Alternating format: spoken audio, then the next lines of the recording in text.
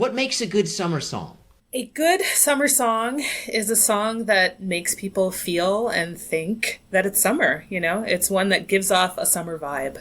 Is it something about the music or is it something about the time? I think there are aspects that summer songs of the summer share, you know? Like, I think they tend to be upbeat, they tend to be happy, they tend to be about summer or like, you know, about things that people do in the summer.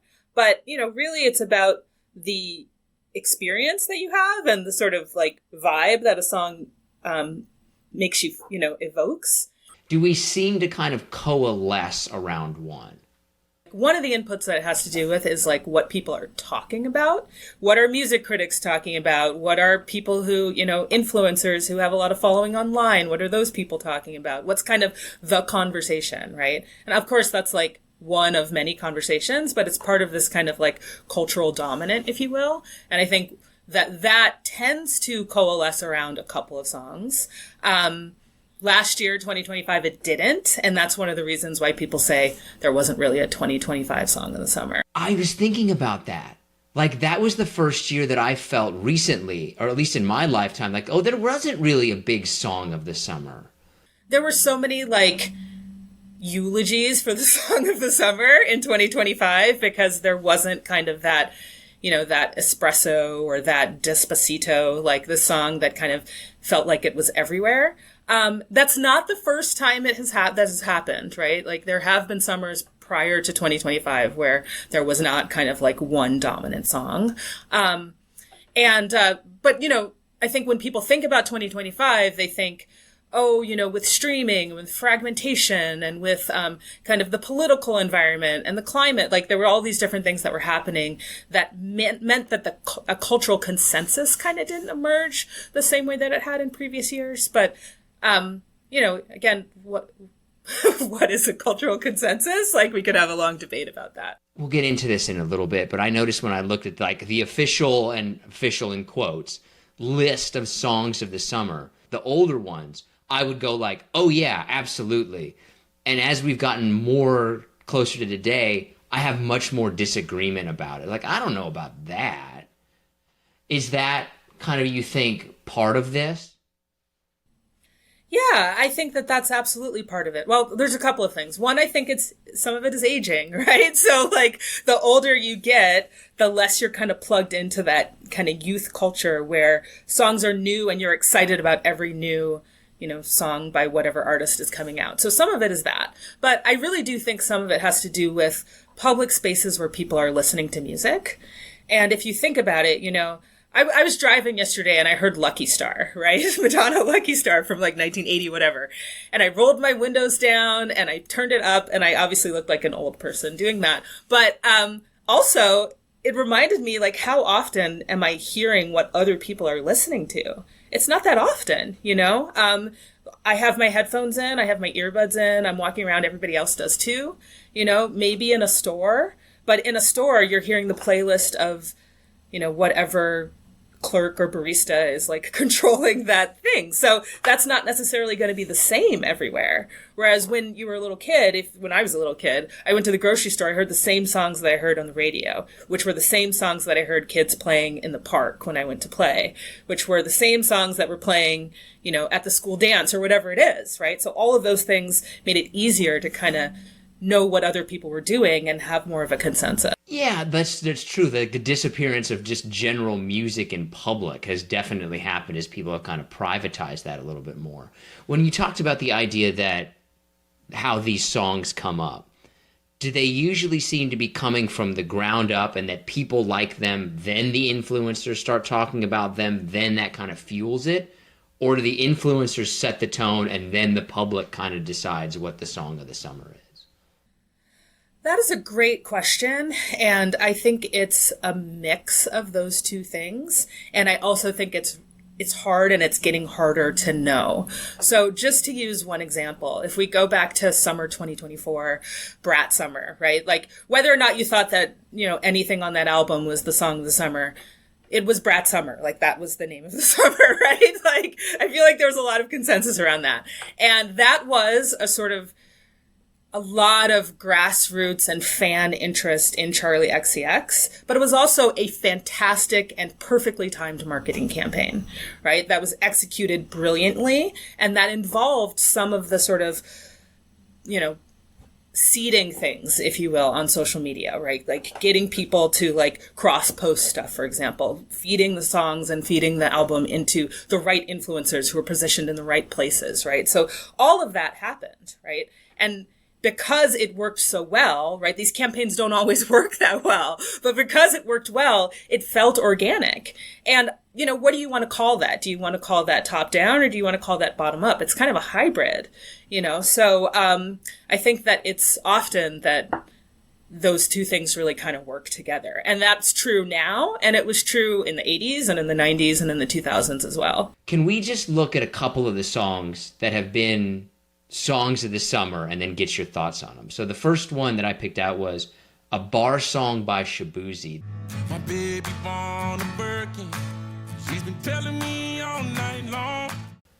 Yeah, that song was the song of the summer, and it was also the song of the fall and the winter. And like that song was on the charts for so long. And I think still, if you look at like a couple of months ago, like I looked at the Shazam songs that were most Shazammed, and it was still up there. Right. So that song kind of blasted through many, many different layers of culture and has like a lot of staying power. One of the things I love about that song is that it's based on that Jaquan Tipsy song. Yeah, I remember that. Yeah, which not everybody knows. Right. But I think that's one of the things that made that song sort of pop for people, because if you were young, you're like, no, this is just like, this is just a really great song. If you're older, you're like, wait a second, I remember that chorus, right? So I think it's kind of cut through demographics for that reason. And obviously that song is like a country song, but it's also like kind of a rap song, right? So it kind of bridges demographics in that way too. And I just think, it's brilliant for that reason. Dude, is that the kind of song that when you first heard it, you were like, that's going to be big? You know what it is? It's the kind of song that you hear it and you go, what's that? Right? That's the reason that I think people Shazam it so often. Because if you haven't heard it, you go, I've never heard anything like this. And I think it's got that kind of, it's got that beat that just kind of like almost that stomping kind of throughout the song. And it just carries you through. And I just feel like you just want to know what it is. You want it. The conversation stops and you go, "What am I hearing?" Yeah, it definitely crossed. I feel like so many different lines in the terms of like country people could get behind it, rap people could get behind it, pop people could get behind it. Yeah. When we look at its musicality, I don't know if that's the right word or not. Is there anything special about it? I think it's got pretty easy lyrics. It's got a chorus that like keeps coming back and you know what it's going to be. And that's a very, almost like a sing-along kind of chorus, so you can imagine being in a room, being in a bar, for example, and everybody singing that song. And I think that's another thing that kind of makes it, a very collective kind of, everybody likes this kind of song.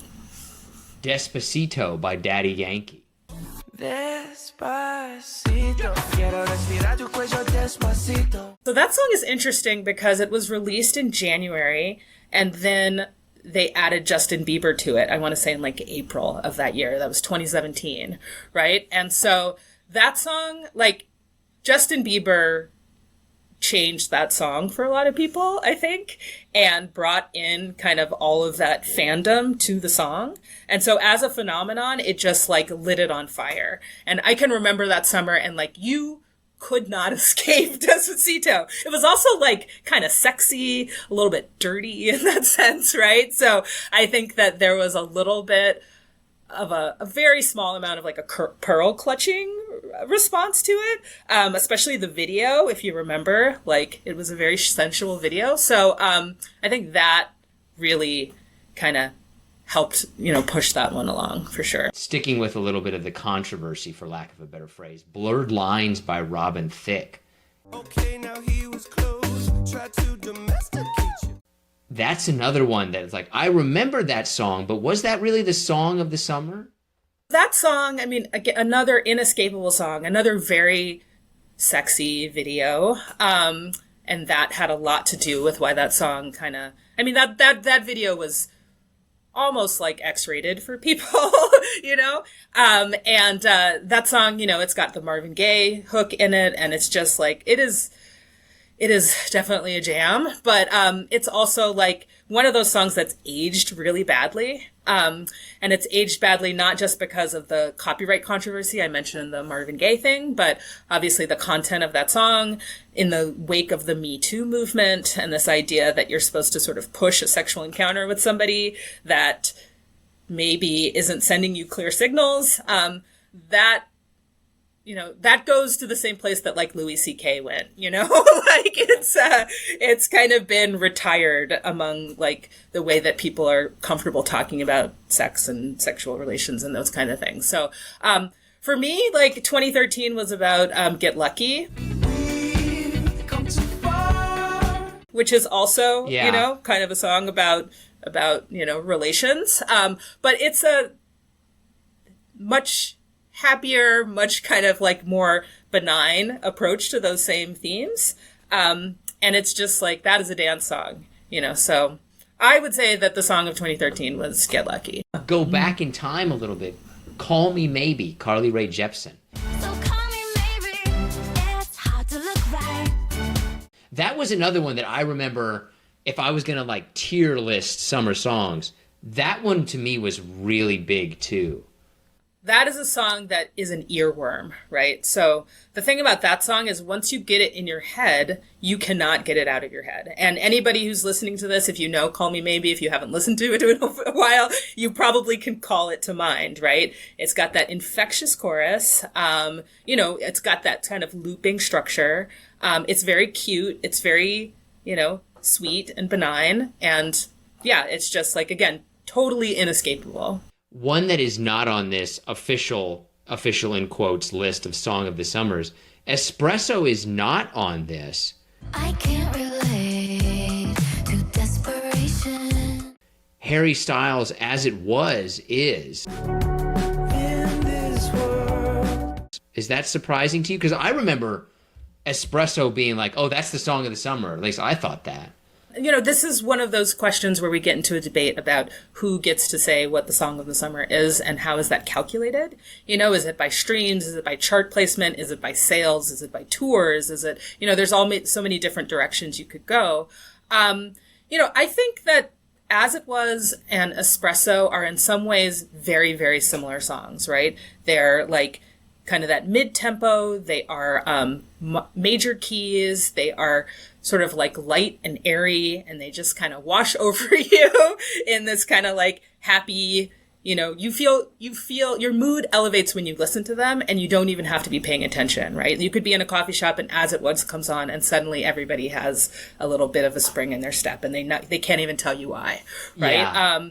And they do that with while also being memorable, right? So they're not just musical wallpaper, which sounds kind of like an insult, but I do think that in the sense that they can kind of seamlessly seep into whatever vibe you're in, but they also are memorable, right? They have really, really strong hooks, really good choruses, really easy to learn. You can learn the chorus the first time you listen to the song, and you can sing it by the end of the song, and then the next time you know it. Is there anything more to that from a musical standpoint? Like, okay, we kind of talked about the idea of like they're upbeat, they're easy to remember, but is there anything more from a musicality standpoint? Like they're using 3/4 time, or I don't know enough about music to even ask you this question correctly, but is there more to that layer, I guess? I mean, most songs are in 4/4 or 2/4, like some kind of, you know, they're not in 3/4, they're not in triplet. They have a very regular beat. That's just the structure, you know, that's like dominant through pop music. I should say dominant through kind of like a mainstream vein of pop music, right? You hear things that have more triplets and whatnot in other places. But yeah, I think that having that and being in a major key is kind of like, and being in a sort of in a mid-range, which makes it easy to sing and easy for, you know, people have different ranges in their voices, but the voice that like a teenage girl or like, you know, like the voice that you can sing, you know, that's kind of that's important as well, right? To have something that's really singable for a lot of people, that's not a stretch, that's not doing a bunch of vocal gymnastics.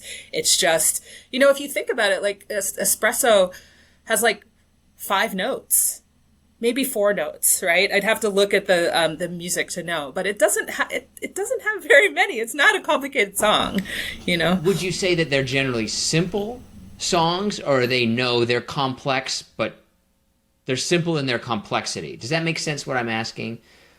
Yeah, it does. And I think that simple is a little bit of a misnomer, because to write a really catchy song is hard. If it were easy, everybody would do it, and we would know every song that's ever been written, and we don't, right? So the fact that we don't means that it takes a lot of talent and skill to put together a song, even if that song is 4 notes and 2 chords, right? But that said, like, I do think that when something is kind of like distilled down to that essence, and it doesn't have a lot of, again, like a Mariah Carey song, like, right, most people can't sing along to that. Even a Chappell Roan song, who like Hot to Go, you can sing along to that song, but Chappell Roan has a fantastic voice. And so there's a lot of things she does with her voice that most people cannot do. But like espresso, people can do that. So some of the ones from the early 2000s, Mariah Carey, We Belong Together, Usher, Confessions Part 2, those are both slower songs, if I remember. Like, Usher, Confessions was a song of the summer? These are my confessions. Just when I thought I said all I can say, my chick on the side. I don't remember that song as a song of the summer. I don't remember that either. Yeah, if we, if we get into the designation of the song of the summer, every summer there is a song that's very popular, and that probably goes back time immemorial, right? But the tracing of the song of the summer and the competition for the song of the summer is much, much, much newer, right? So Billboard doesn't launch their song of the summer chart until 2010. Right? So again, to whatever degree you think Billboard is or isn't an official arbiter of this thing, that doesn't happen until 2010, right? So it's really like late 90s forward that you start to see people talking about the song of the summer as like a thing, an honorific and a competition that people want to have. And before that, and even, I would say even the early 2000s, it's a little more iffy than it is after, say, like about 2010. Yeah. And really like 2013 is when you start to get like, oh yeah, I know what these songs are. Can't nobody tell me nothing. Old Town Road. Old Town Road is one of those songs that I don't even think of it as a song of the summer so much as like a song of the century, like a song of the year, really, because that song was just Lil Nas X, and then he brings Billy Ray Cyrus on, kind of in a similar way to Despacito bringing Justin Bieber on, right? So that song, Old Town Road, changes the game, right? Because it's a rap song and a country song. And it's not the first time that people had tried to bring those two songs together, but it is the watershed moment of our contemporary era, right? And it's how we get Lil Nas X as a star, right? And the thing about like Old Town Road is that song is so easy to learn. It has, the chorus is like the whole song. The song is like 2.5 minutes long. Yeah. It's got these verses. The verses are super easy. It's got a very clear story. I remember watching videos in 2019 of like assembly rooms full of children singing that song, And so like any song that you can play for 5-year-olds and they love it, and you can also play it at the club, is like, that is a song, right? This one is one that seemed to be a little bit faster tempo than some of the other ones, but LMFAO, Party Rock Anthem. Oh my gosh, that song is so good. That song was a gimmick. It had a very, very funny video. They were it was almost a novelty song, like Grandma Got Run Over by Reindeer or something. Like, it was almost like that. It was a caricature of a party song that was also a party song. Right. And I think that for that reason, it both hit the people who wanted to just be like this is literal. This is just like, I'm putting this on and I'm going out with my friends. And the people who wanted to think of themselves as like, this is a commentary on partying. And it just got all of those people. So a lot of the songs that we've talked about, they seem to have this undercurrent of nostalgia. You know, like a bar song, Old Town Road, bringing back Billy Ray Cyrus. Is there usually a component of nostalgia in some of these? I think the nostalgia element, or the kind of retro element that you're calling attention to, has more to do with where music is right now than it does songs of the summer per se, right? So if you think about like covers, remixes, bringing back house music, right? Bringing back different forms of dance music, right? Looking at, you know, there's just all of these kind of like revivals that happen cyclically across music for the last 20 years or so. That's really kind of been the case. And I don't want to say that there's nothing new under the sun, but there is a lot of like rehashing of old themes of things coming back in style, et cetera, et cetera. And so I think that shows up in the song of the summer, but it shows up everywhere else too. Are you ready for some harder / listener submitted questions? Sure. What, in your personal opinion, is the best song of the summer? I'm gonna go on a weird limb and say that it's California Girls by Katy Perry. Which I know is a strange choice, but the reason I'm saying that is actually because of the Snoop Dogg cameo in that song. And I think that song is part of why Snoop Dogg has become a national treasure. And it sort of marks this like launch of this kind of new cultural position for him. And it's also a bop, and also like it's really singable and it's really fun, and it was kind of peak Katy Perry. And I get what you mean with Snoop Dogg, where he was famous in certain circles, and then now like that launched him into where he's commenting on the Olympics. Yes, absolutely, absolutely. Right, I get that. What do you think is the worst one? Magic Rude, 2014. Why you gotta be so rude? Which I don't know. Oh yes, you do. Don't make me sing it. Are you gonna make me sing it? I'm unfamiliar. You don't have to sing it. But Yeah. do you remember the lyrics? It's why you gotta be so rude. Oh. I hated that song. Yeah, but that song, like 2014, you could not escape that song. Are these good songs? Like, would you take any of the songs that are songs of the summer? Do they have a chance of being in the top 100 songs of all time? Like, those are good songs. Or are these just flavor of the month that sometimes goes on for more months? In terms of songwriting, some of them are very nicely written songs. Like, I think As It Was is a very, very nicely written song, you know? But if we're looking for virtuosity, if we're looking for, you know, someone with a spectacular voice doing gymnastics with their voice, if we're looking for complexity, if we're looking for, you know, some song that really totally breaks new ground, I don't think you necessarily have a lot of that. The one caveat I will give in kind of recent memory, I think Chappell Roan is doing some very, very interesting things musically.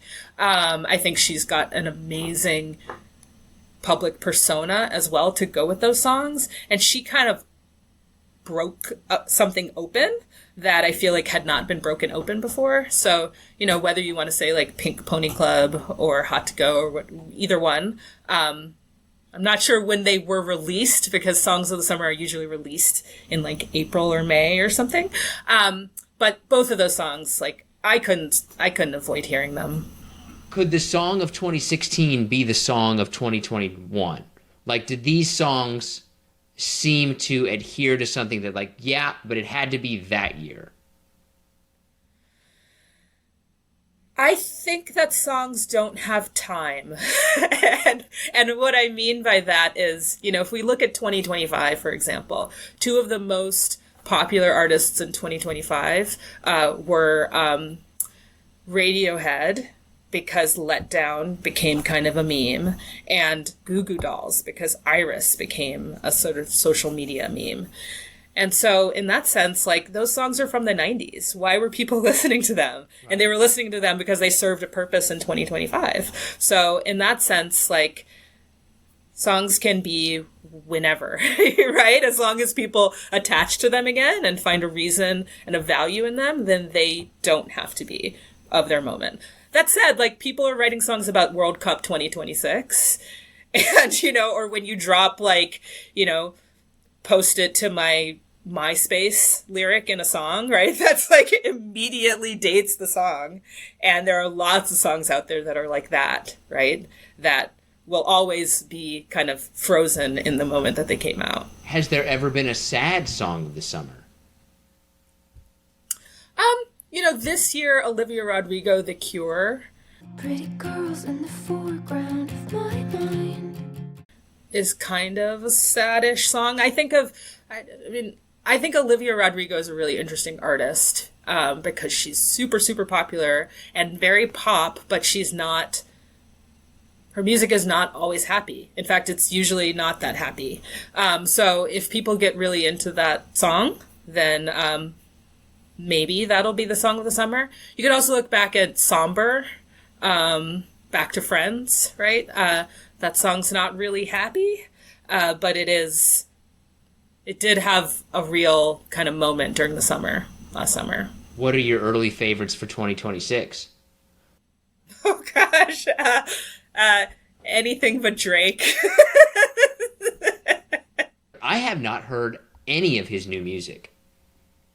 Yeah, so Drake released those 3 albums a couple of weeks ago. Releasing 3 albums. Yeah, you know, there's different theories, but one theory is that he was trying to get out of his contract, and he had 3 albums he had to deliver, and he delivered 3 albums. And he maybe had an album and a half of material, but he delivered 3 albums. But Drake is Drake, so when Drake releases material, people are going to listen to it. And if you look at the Billboard top Songs of the Summer chart, the number 1 song for the week of June 6th was Janice STFU. Blow on me just like some green tea, baby. Like, so that's, you know, that's showing the power of Drake over the culture.